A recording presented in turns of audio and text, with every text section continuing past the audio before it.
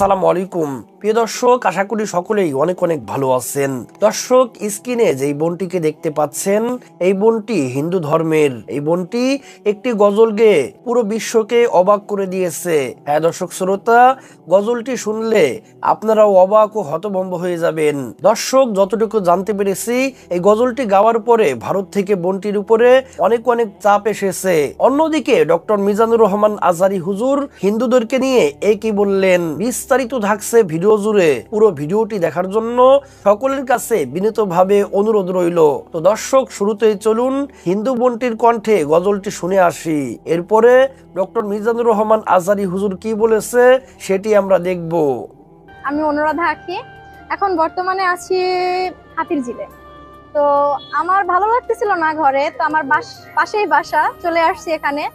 এসে একটা বোনও পাইছি ফ্রেন্ডের মতন। তো একা একা গজল করতেছিলাম, ভালো লাগতেছিল।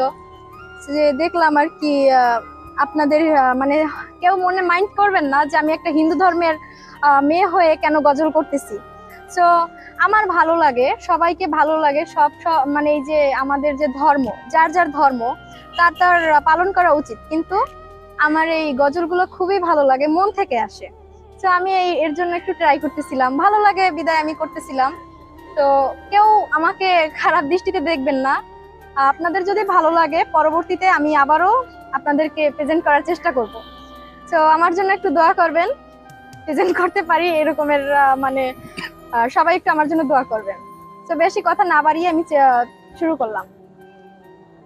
ও নদী রে, তুই ভাঙলি আমার ঘর, তোর কিনারায় থাকতাম, তুই করলি আমায় পর। ও নদী রে, তুই ভাঙলি আমার ঘর, তোর কিনারায় থাকতাম, তুই করলি আমায় পর। সকালে দুপুর সাজে তোর কিনারায় বসে, সকালে দুপুর সাজে তোর কিনারায় বসে করতাম কত গুণগান। তো ভাঙলি আমার ঘর, তুই করলি আমায় পর। ভাঙলি আমার ঘর, তুই করলি আমায় পর। তোর কিনারার মাটি দিয়ে বাঁধা ছিল ঘর, ভাবিনি কখনো তুই হয়ে যাবি পর।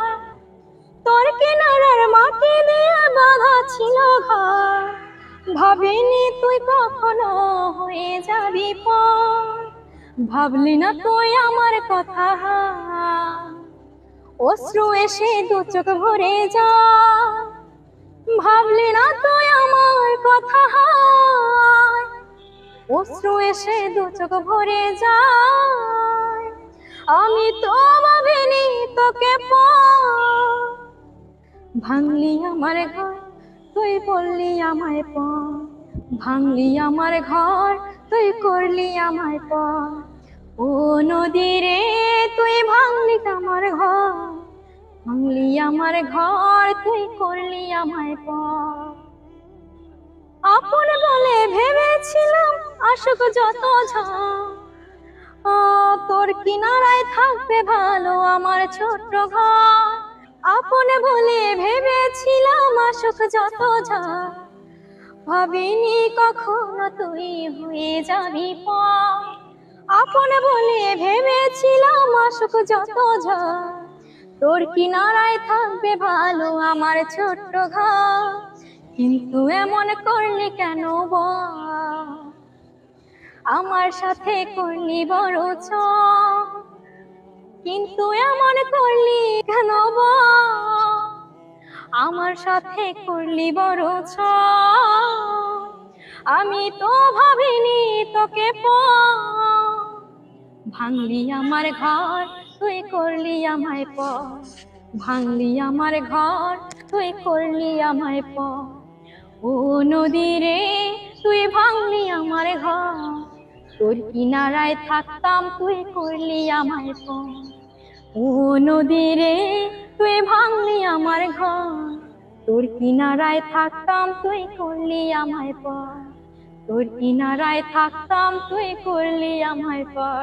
নমস্কার। আপনি একজন হিন্দু হয়েও গজল গান কেন? আসলে ও খালা, মনের ভিতর থেকে এটা আপনি হারে জিগান তো, হিন্দু হয়ে গজল গায়কে প্রশ্ন করেন। একটু কাছে দেয়া জিজ্ঞান, একটু কাছে দেয়া প্রশ্ন করেন। হ্যাঁ, কি উত্তর দেয় আমি দেখবো। উনি তো হিন্দু মানুষ, উনি তো হিন্দু ধর্মের অনেক কিছুই আমাদের সামনে। আন্টি, আমি গজলটা করি এই কারণে যে আমি পার্মানেন্ট গজল করি তা না, আমি সমস্ত ধর্ম বা মানে যে যার ধর্মে আছে সবাইকে সম্মান জানাই। কিন্তু আমি একজন হিন্দু মেয়ে হয়ে কেন গজল করি আপনাদের মনে সবার প্রশ্ন, রাইট? কিন্তু আমার কেন জানি না, এটা একটা ইসলাম ধর্ম একটা শান্তির ধর্ম। আমি মনে করি যে আমি হিন্দু ধর্মে আছি, তবে আমি মনে করি ইসলাম ধর্ম শান্তির ধর্ম। এই অনুসারে আমি আর কি কিছু কিছু গজল আর কি করি, ভালো লাগে বিদায় আমি মনে আসে, প্রাণে ভালোবাসা জাগে গজলের জন্য, এই কারণে করি। তো এর চেয়ে বেশি কিছুই না। আমি কোনো ধর্মকে অপমান করতেছি না। যদি কেউ আমার ভিডিওটা যদি সবার ভালো লাগে অবশ্যই লাইক কমেন্ট শেয়ার করবেন।